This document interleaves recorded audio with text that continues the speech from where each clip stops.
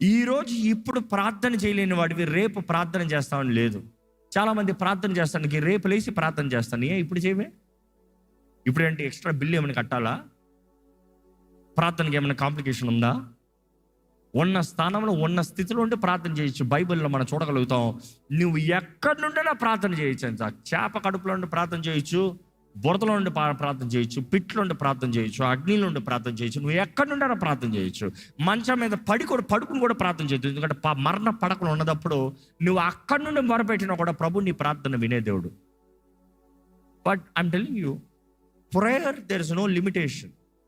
దేవుడు నీకు జవాబు ఇస్తానికి సిద్ధంగా ఉన్నాడు.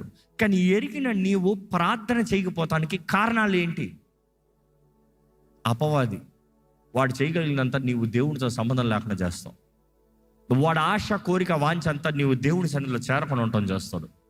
వాడు సాయశక్తిలో ప్రయత్నం చేయగలిగినంత నీకు దేవునికి సంబంధం లేకుండా చేస్తాడు. ఎందుకంటే వాడికి బాగా తెలుసు, నీకు దేవునికి సంబంధం కలిగిందా వాడు పారిపోవాల్సింది, వాడు నిన్ను విడిచిపోవాల్సిందే. ఈరోజు by all means do not compromise in prayer. నువ్వు చేయగలిగింది ఒకటి, దేవుడు ఎదురు చూసేది ఏంటంటే ప్రే.